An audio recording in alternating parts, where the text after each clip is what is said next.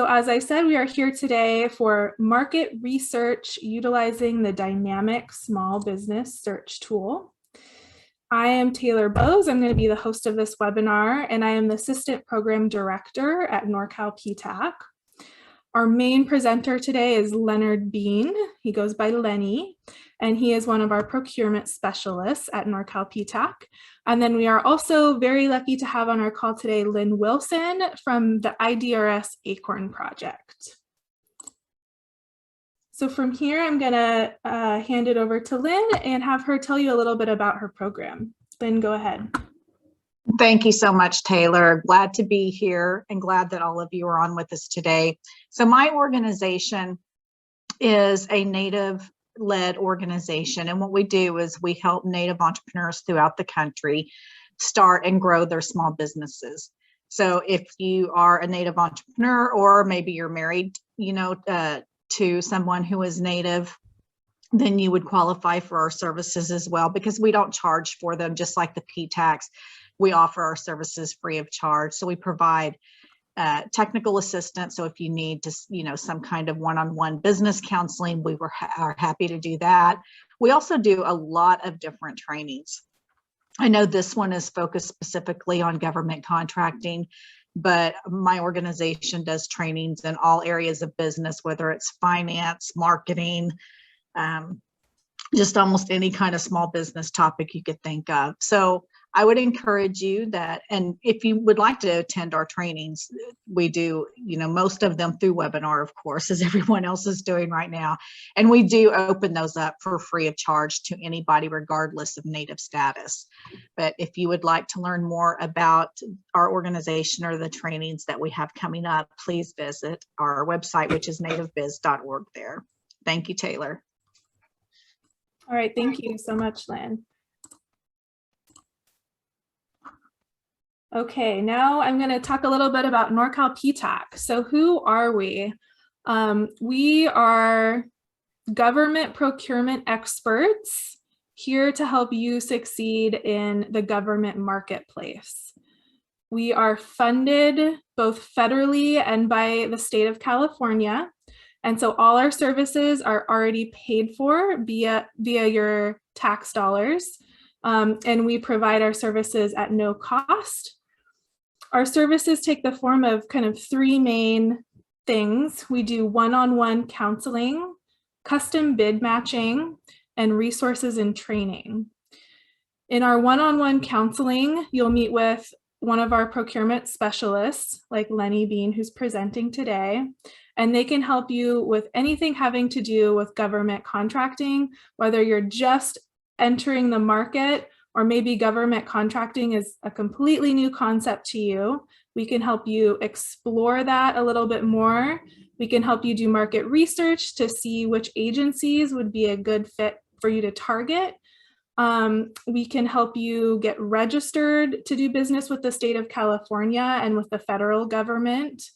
We can also help with any sort of certifications, for example, small business, women-owned small business, minority-owned business, veteran-owned business, the list goes on, and we can help with all of those certifications at no cost. And if you are a veteran government contractor, maybe you just need help with one specific issue that you're having, we can also help with those types of things too.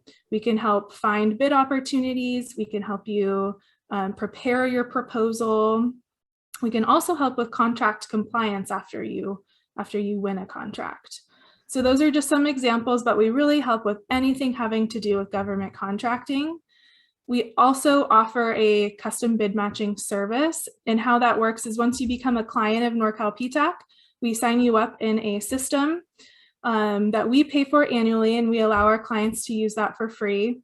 We assign keywords to your business, and you'll be automatically emailed any relevant bid opportunities based on those keywords.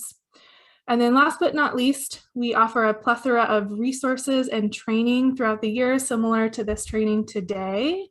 During COVID over this last year, I think we've been doing on average at least 1 or 2 webinars per week. So we've been cranking out a lot of great content. I really encourage you to take a look on our website. All of our upcoming trainings are there on our calendar page. So if you're interested in receiving our services, how you would go about applying for that is you would go to our website, which is just norcalptac.org. And on the home page, you'll see a big banner across the screen that says, "Get free guidance from our specialists, apply now." And you'll just want to click on that apply now button. It's a really fast and simple application. We just ask for some information about your business and where you're at with government contracting so we know how to help you. From there, the process is pretty automated. We will get you in touch with one of our procurement specialists, and they will explore where you're at and what you need to do to move forward. As you can see, there's a map here on the right side of the screen. This is our service area. So any of the counties in green are located within Norcal Ptac service area. However, the Ptac program is a federal program, so there's Ptacs in every state in the US, and there's several Ptacs in California. So California is split up into these various service areas, and no matter where you're located, there is a Ptac that can serve you. So if it's not us, there is another Ptac, and we can help you get connected to them.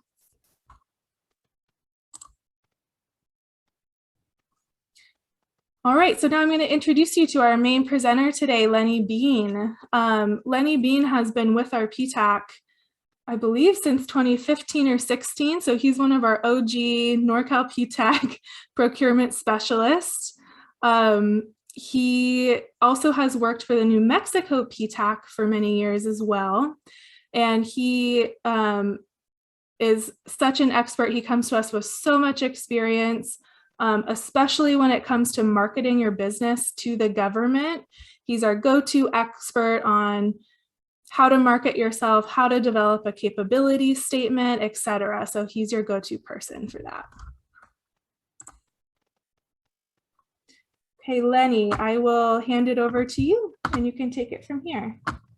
Okay. Please raise your hand or send us a chat if you have any issues hearing us. If you have questions, we will take them at the end, is our preferable approach. I hope I can live up to the presentation that Taylor just gave you regarding my background. So this is our typical disclosure. This is how I put together the presentation. And so there obviously are a lot of changes in government contracting that will take place and need to be aware of. So,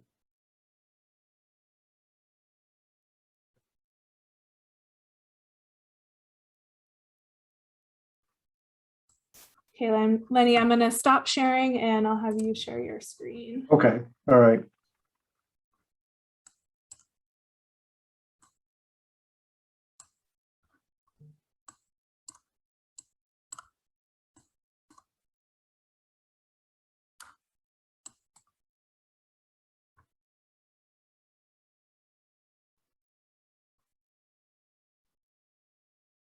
Is it working for you, Lenny? Not yet.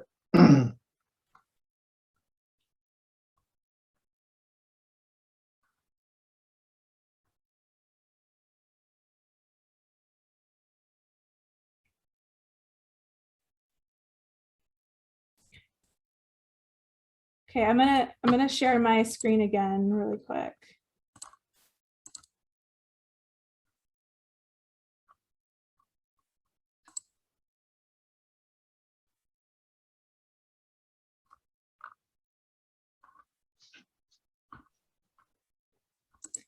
Okay, Lenny, I'm just gonna control the slides if that's okay, and you can just. Oh, that's fine. No slide. problem. So on to the next screen. Okay, so the dynamic small business search tool, it's owned by the Small Business Administration. They're the agency responsible as part of the executive branch to maintain this tool.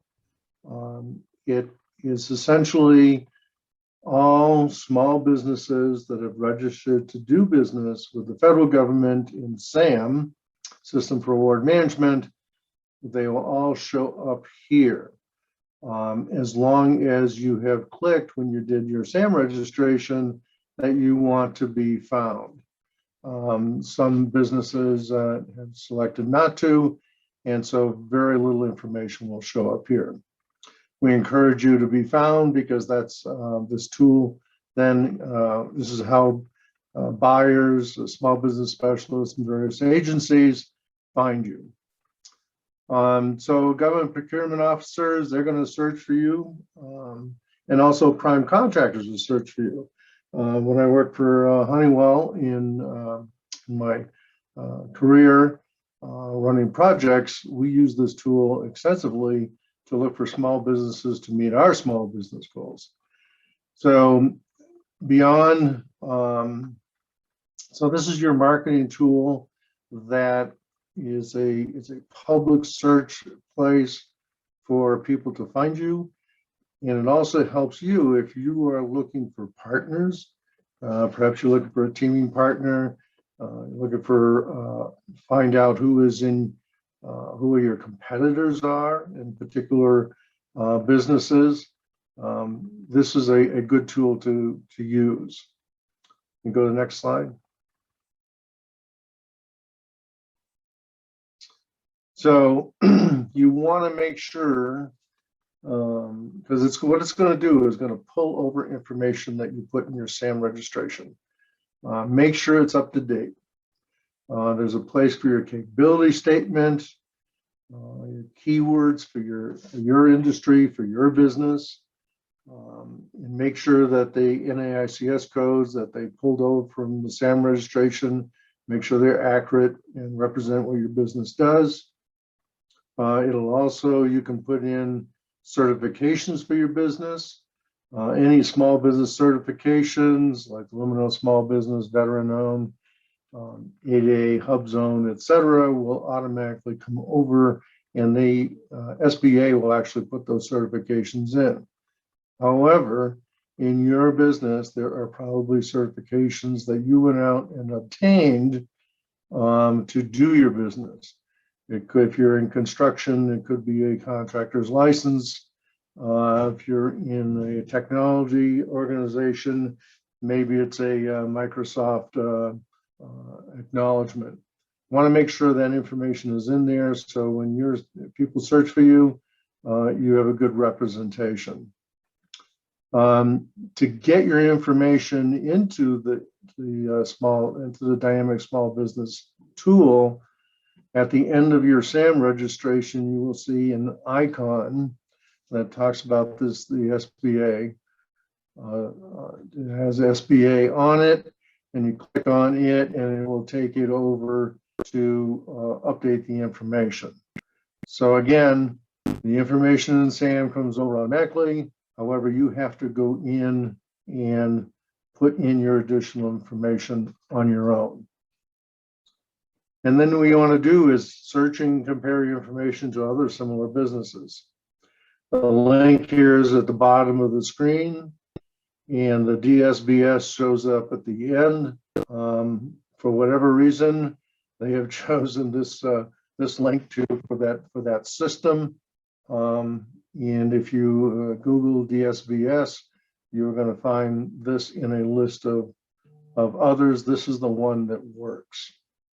Next slide, Taylor.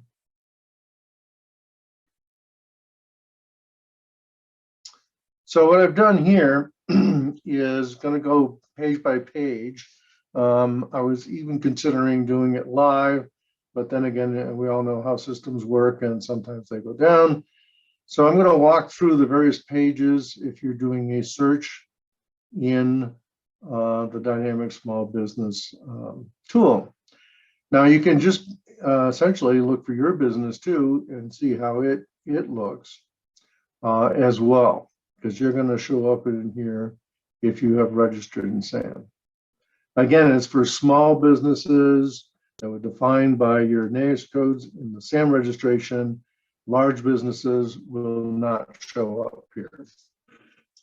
So first thing we're going to do is just set the physical location. You can select all states. So you're looking at, all of the United States. You can select one state, or perhaps you're looking at one county. You want to see who else is in your county that does what you do. And so you can start drilling down. Next slide, Taylor.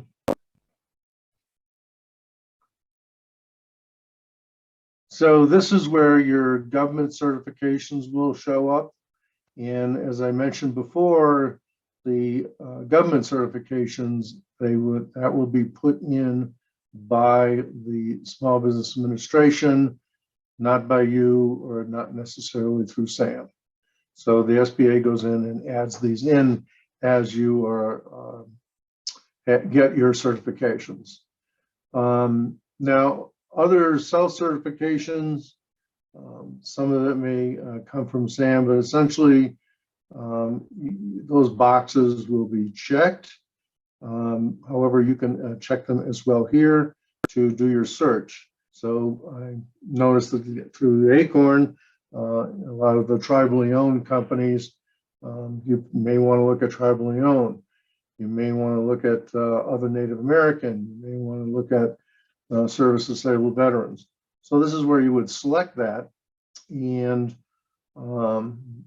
if I'm a government contracting officer, one of the things I'm going to look at is, can I set aside this particular request for quotation for a small business?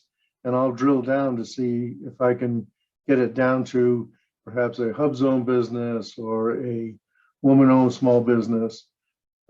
This is where I'm going to go to look and see if I have enough businesses that can, under this NAS code, that is small, that I can set it aside for a small business procurement only.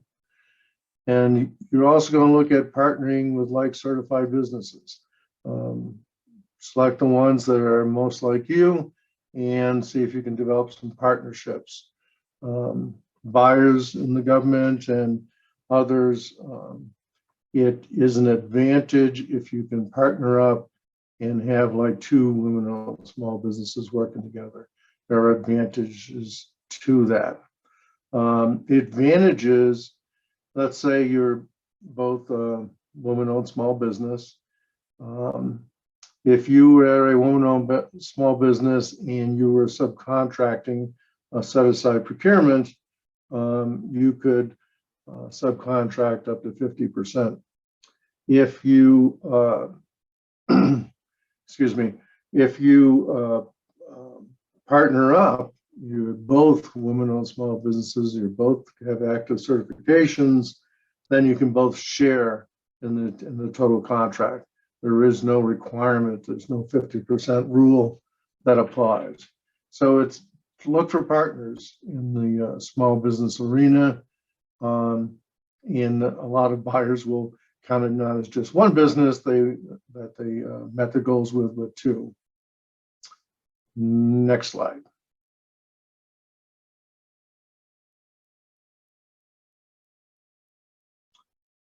So appropriate NAS codes or keywords, you can just, in this particular one, I put construction and the general nature of the business. I took construction. You can do the by green NAICS codes. Bonding levels. Are there any bonding requirements that are attributable to when I selected construction? I could put in some minimums here, some dollar amounts of what I'm looking for. Quality assurance standards. Do you follow ISO 9000 series? Do you have a MILQ 9858 process that you have for your business? And I have a lot of small businesses may not be at this level, but if you are a machine shop and you are not ISO 9000 certified, it's not going to help you win contracts. So take a look at the quality assurance standards, look at which ones your competitors have. So check those out, see if they apply to you. Most services businesses, none of these would apply per se. So size, maybe you want, look at companies that have a certain amount of employees or large gross revenue, and to do your searches. And remember, the number of employees and annual gross revenue will be driven by the registrations in the SAM system. Next slide.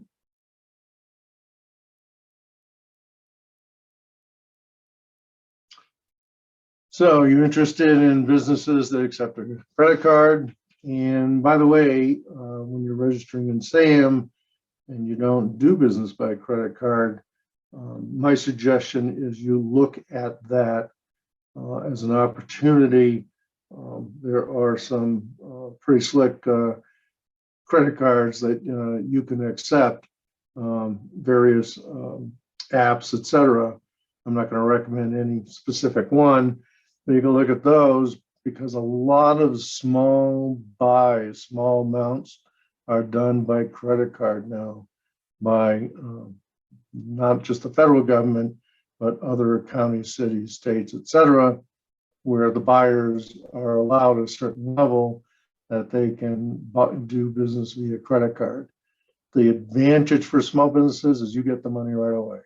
You're not submitting invoices, you're not waiting for a process to happen. And again, those are on, I call them like micro purchases. So I would encourage you, if you don't accept a government credit card, to go back and look at setting one up. And go back into your SAM registration and check the box that you do accept it. Does the business have to be on GSA?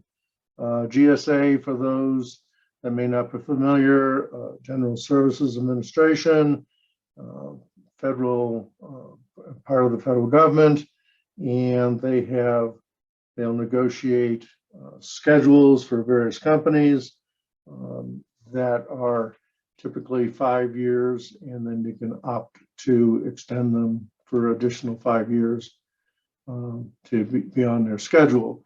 The advantages, if you're on the schedule, government buyers can just go through the GSA and procure directly to you, or compete those that are on the GSA schedule.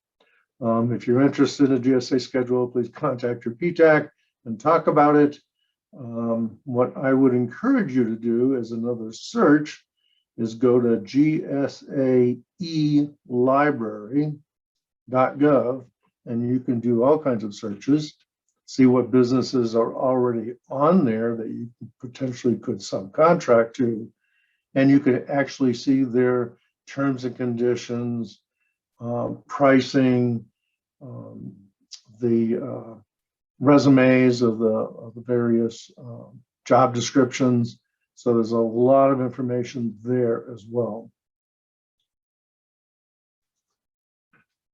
So maybe you want to focus on just one business. And this is where, if you were looking for yourself, put in your DUNS number, put in your cage code that you got from the SAM registration. So you could actually focus in on just one company. Go in and if you registered your business in SAM, please go in here and search for yourself. Look at how you look to the world. There is a ton of businesses.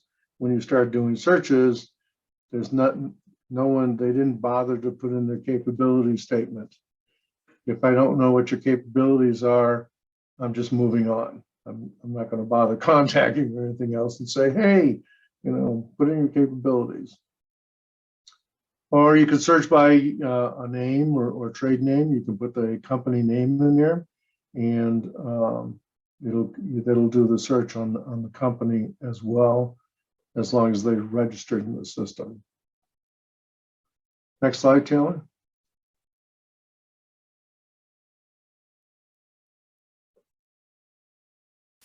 So is the profile current?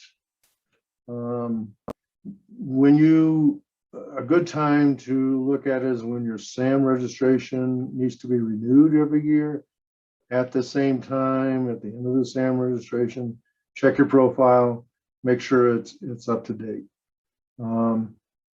This field is not used that much, except you may want to look at just maybe in the past year of those that are active in the system. So the business needs to have an active SAM registration. A lot of times what I'll do is look for the expired and not fully registered. If you don't see yourself as active, go back and look at these default public search. So it looks at on or after January 1st of 1900, believe it or not. So make sure your SAM registration shows active, because typically that's what they're going to search for, is those that have active registrations.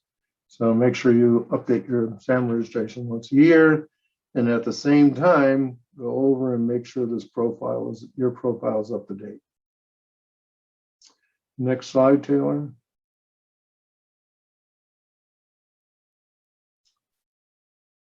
So we continue. So how many small businesses do you want to view? This is just how, the number that are going to come up. You can show it as a minimum, how much information you want displayed. You can put the name of the firm, the contract, address, city. This is the one that's canned, that's in there, but you can change that if you were just looking for maybe just the name of the firm and the contact, and weren't interested in anything else. Well, the name of the firm and the capabilities narrative, you can edit those columns that you want displayed. So you can adjust the font size. I like this. Getting older doesn't help, but it's easier to view if it's if it's large, or extra large is very large. Table, what format? Table, do you want to download it to an Excel spreadsheet? Do you want to pull up a list and do a mail merge? Okay, this is pretty interesting, because if you find a list that you like and you want to reach out to those businesses, you can do a mail merge and copy those email addresses, put them in a BCC in an email, and reach out to all of those companies at once that you want to connect with. So that makes it pretty slick to contact those companies. And finally, at last, we hit the search button. Next slide, Taylor. All right, so I'm going to go through an example of a search. So I selected the state of California. I said it has to be an active Hubzone certification. And just to note that if you're an Native American company, you are automatically in a historically underutilized business zone. Yeah, and I would encourage you to look at that and getting that certification, because it's the one small business certification that the federal government has failed to meet their goals by half. So I always get queried by various government buyers, do you have any Hubzone businesses? So I would take a good look at that. So keyword I used was the word construction. I said minimum bonding level per contract of $25,000. I said the QA standards are not applicable because it's a construction business. No company size restriction, any size. I want to know if they accept a credit card. I'm looking for all businesses. I want the status to be active. I'm going to look at 25 results, and I selected large font. Next slide, Taylor. So this is it. So it displays your search selections, all right? And when you change the selection, by the way, so let's say you did a search. If you're going to do another search, make sure you change any of the fields you want to change. Because once you put in, let's say you put in a particular keyword, and then you want to search for some other companies without using a keyword, you're going to make sure you got to go back and take that keyword off, clear those fields. So it just doesn't start another search over. It adds to it or subtracts. So make sure you go back at those, look at those fields. So this gives a listing at the top of all the things I just talked about, and capabilities, narrative of the firm is currently Hubzone certified, etc. So this capabilities narrative, like I said before, if you don't have one, this isn't one. Construction is too broad. It doesn't really describe the business. If I'm a buyer or I'm doing some searches, I'm probably not going to pay too much attention to this company. Next slide, Taylor. So here's a list that continued, and you look at some of the capabilities narratives that they have here. It's pretty detailed. Doesn't have to be this detailed.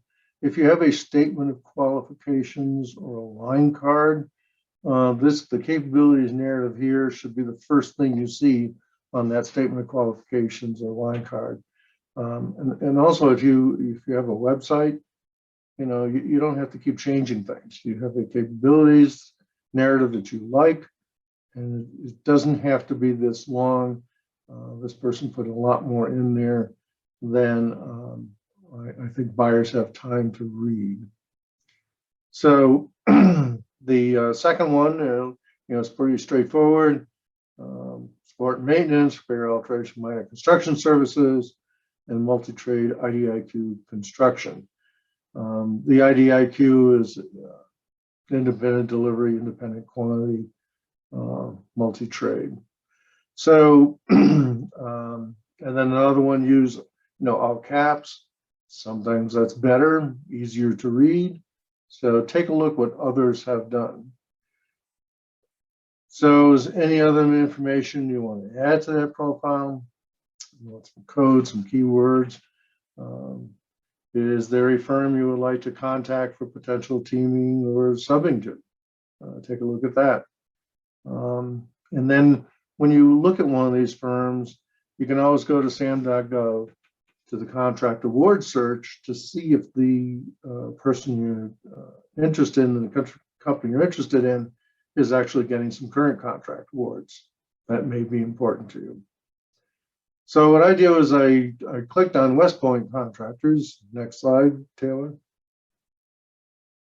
And so here's their profile. And if you have a SAM registration, you would have a profile, and we'll walk through this profile. So it's very clear. It's West Point Contractors. It's active.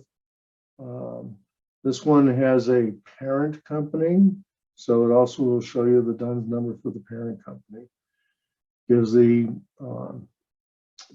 phone number, fax number, etc. Would be the first thing that comes up in the profile. Next slide, Taylor.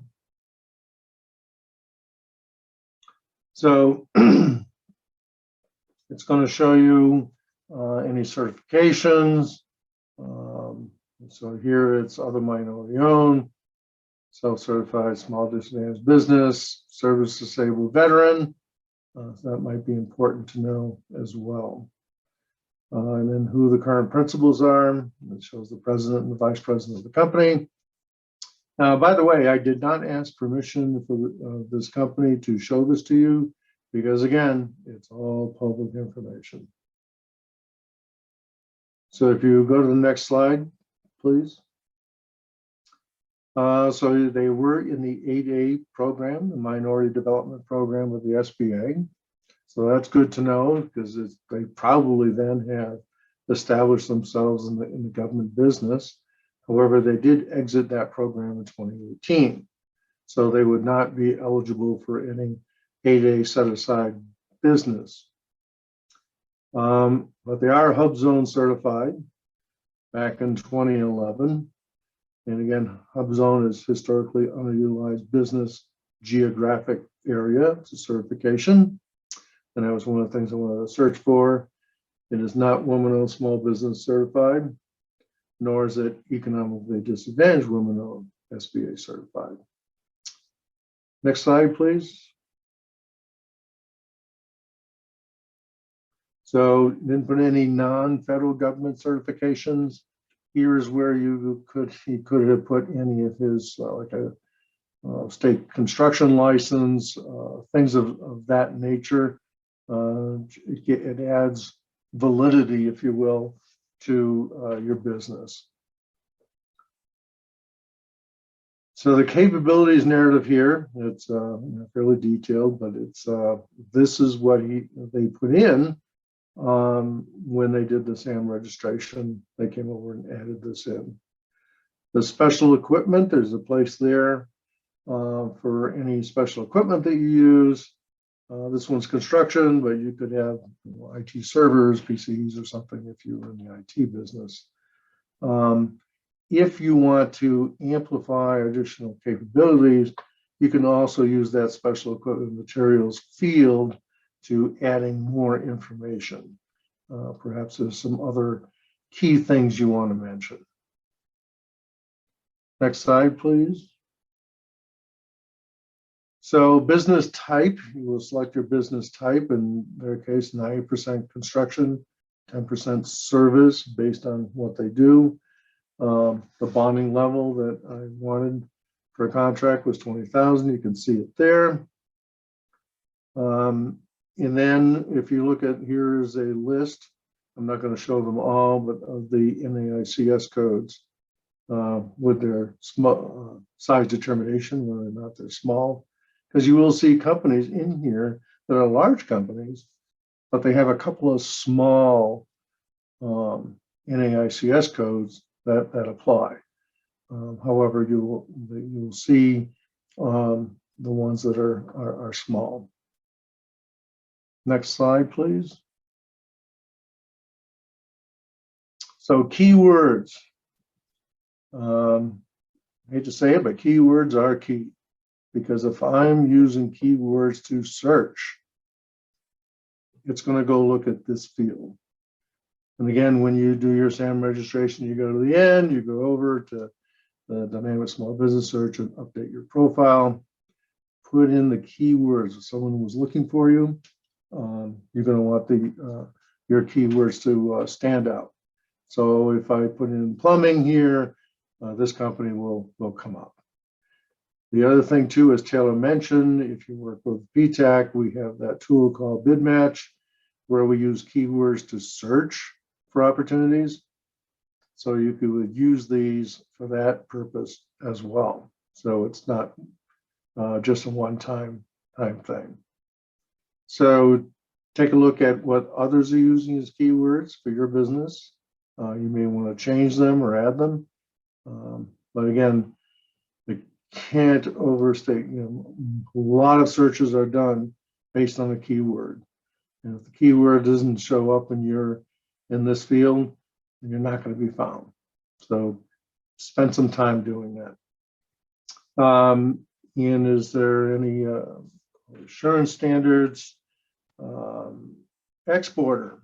There's this section in the dynamic small business search devoted to exporting. So if you say yes or wants to be, then you are going to have to fill out the rest of the fields of what kind of exporting you want to do, what are the business activities, the objectives of those, the business relationships you want for an export, and your description of your export objective. And also, you're going to have to check off the countries that you want to export to. So it's an extra effort. Typically, most of the businesses I deal with are not export orders per se, but this is an opportunity if you want to export what you do to select those that you want to export out. I think this is more information that it isn't so relevant in government contracting per se as to give the federal government information of where potential exports are desired from small business. Next slide, please. So this is the performance history. I encourage you to put the performance history in there if it is federal contract related, because you can search and find this information out on SAM.gov. You can search for awards that this company had, and you can easily find that information there. It also shows that what kind of performance history you've had with the federal government. So federal or state and local, where people can easily find it, I would encourage you to put it in there. It's good credibility. However, kind of a disclaimer here is, if you are the type of business that's highly competitive and you do not want to put in your performance history with on the commercial side of the world, you can put it in the very general statements, or what I suggest is you just put references provided upon request. It's up to you depending on your particular situation. All right, so next slide, please. So, to just kind of wrap everything up, this tool is used a lot in federal government contracting. As a matter of fact, I've talked to buyers and everything else that may work for a city or county, and if they're looking for companies, potential companies to use, they'll go into this tool as well, because they can quickly find in their county or their local area what kind of companies they have. Public information. Make sure your company stands out. Complete the profile, get your capability statement in there, and keywords. I can't overemphasize that. That's pretty much, sometimes they'll just do an NAICS code search, but a lot of times they'll use a keyword. And it's very useful. Once you create this, you could use it for other marketing information. Like I said, your statement of qualifications or line card, if you will. Once you've created this, you could put it in your website. You could put it on your statement of qualifications and your marketing materials. The other thing is you keep that. It'll be your generic sales information. If there are particular companies or agencies you're trying to reach out to, you may want to change up your marketing information you would send to them. But this would contain basically your basic generic marketing and sales information. Use it to look for business partners. Can't stress this enough. A lot of times it's much better to go in as a team when you bid on government contracts. And it does a couple of things. One is a team of small businesses. It helps me as a buyer in my agency to meet my goals, but it also reduces my risk of giving you a contract, because essentially I have two companies that have an agreement to work together as one. So if you're looking for business partners, reach out to them. And as usual ending statement, please contact us, your local Ptac, if we're not in your neck of the woods for assistance, or please contact us if you are having difficulties locating a Ptac for assistance. But I will take and see whatever questions we have. Taylor, did you want to read them, or would you like me to do it? Yeah, thanks, Lenny. I can read out the questions. First, before we jump into questions, I just want to go over our list of upcoming events. So we have 2 coming up that we're pretty excited about. It's an estimating and bidding series. Number 1 is on the basics on August 10th, and the second one is best practices on August 12th. These will be presented by our Public Works and Construction Specialist, Edward Duarte. He is pretty well known in the public works construction industry, is the former founder and CEO of a large construction company in the Bay Area. So he has great perspective, both from a business standpoint and having a lot of experience as a procurement specialist.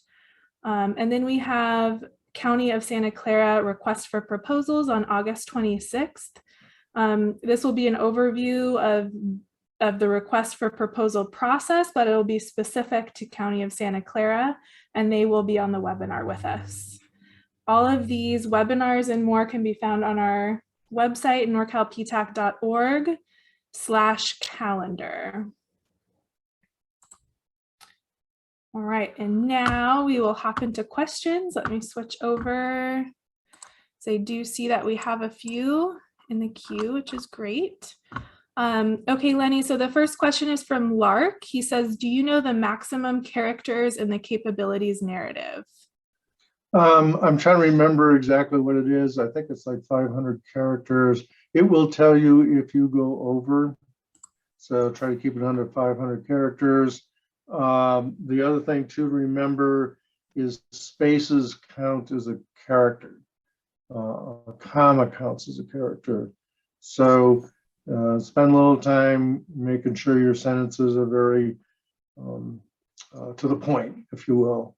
Don't make them too long and don't have too many individual sentences. So it's hard to put in like a bullet list in your capabilities narrative because of the spaces counting as characters. But it will come back quickly and tell you if you have too many, or if there, a lot of times, if the word isn't viable, if you will. Great, thank you. And the next one is for Lynn. Lynn Catherine says, does the Acorn Project promote its services at the Indian Health Centers? I'd be happy to drop off brochures at 2 in San Jose if that would be helpful. I would love to connect with you. We, have worked with some health centers in the past, but I think that would be an awesome opportunity to help get the word out about our program to other Native entrepreneurs. Thank you, Lynn. And then I'll put my email directly into the chat. Perfect. Thank you. Okay, Lenny, the next one is from Lark again. He says, all of our contacts for federal work retired over the last 3 years. New people don't know us. Should we just list the contract numbers? Yeah, because if the database is still there from 1900, so the contract numbers would still be appropriate. And if it's a particular agency you work with, make sure you reach out to their small business office and get reconnected. There's a lot of turnover in the federal governments in general workplace. And so there's a lot of newer buyers and contracting officers. So important to reach out and connect with them, and just Google that agency, and after the name of the agency, put in small business, and their small business office should come up. Reach out to them, send them your statement of qualifications. We have worked with on these other contracts with your agency in the past, interested in more work, and is there someone we could reach out to? Always ask for a 10-minute, kind of 10-15-minute conversation. All right, and the next one is from Nancy. She says, there was a question in the miscellaneous section about electronic data interchange capable. yes or no answer. It was blank. What is that? Oh, so if you hear, I think IT people can answer this better than I can, but there's actually a question in the SAM registration of, are you EDI capable, electronic data interchange, where you can, it's almost like being hardwired into the particular agency, so you can transmit information back and forth without going, out to the cloud, et cetera. I have not really worked with any clients that have utilized that capability, but not something to worry about. Okay.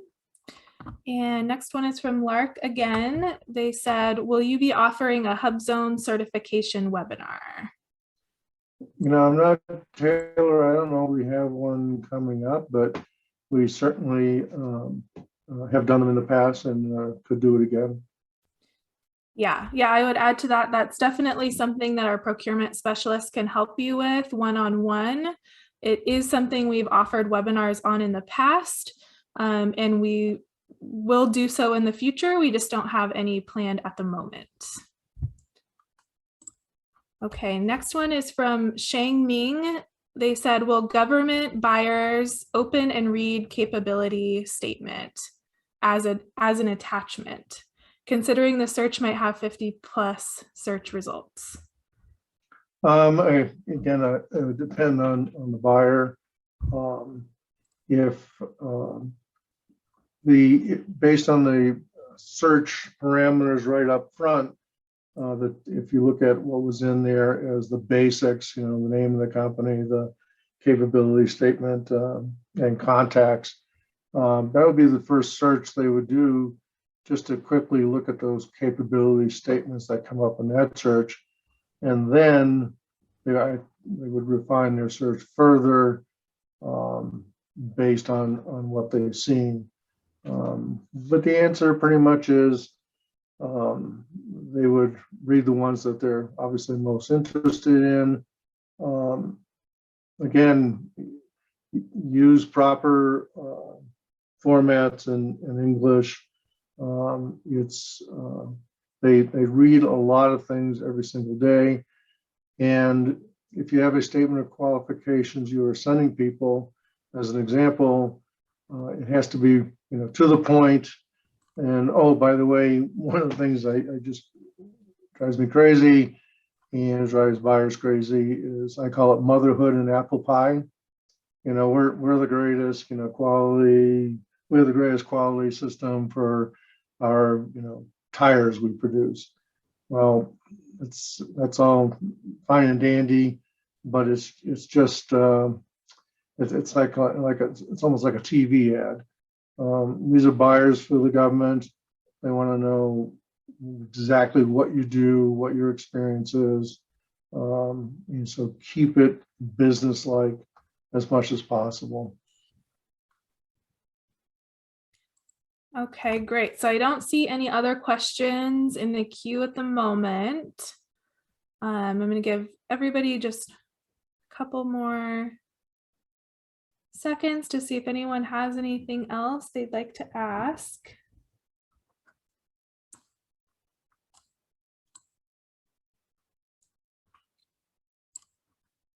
Okay. Not seeing any more questions. So, okay, we just got a couple more. Okay, Lark says, can you do a webinar on SF330? With the bottom line, the answer, yes, we could, if that is something that we have a wide interest for. So, I mean, that's the standard form, the 330 for bids, and we certainly could walk through some of those as well. Okay, and Shang Ming says, can you comment on custom capability statements for different agencies? Okay, so if you were looking at bidding something, let's say to the Department of Commerce for the federal government, or the city of San Francisco, all right, So each agency has different goals and descriptions of what they do and how they're rewarded, et cetera. So you want to go after the audience in either the Commerce Department or the City of San Francisco. So a lot of times you can use the same one over and over for all federal agencies, but there are unique differences in how they procure things. As an example, the Army Corps of Engineers, in buying their construction, and particularly a lot of their big construction contracts are with 8A companies. And the reason for that is it's risk reduction. The 8A companies are essentially backed up by the Small Business Administration. So knowing that, you may want to put into your capability statement, I've worked with a variety of 8A companies in the past, and here's my capabilities to do that. So it's important to know what agencies do. Just don't take it for granted that a particular agency of any government does things the same per se. Each one has different goals on how they're measured. Okay, and we're right at 11 o'clock, so there's one more question in the queue. We'll go ahead and answer that one last question, and then we'll end it there.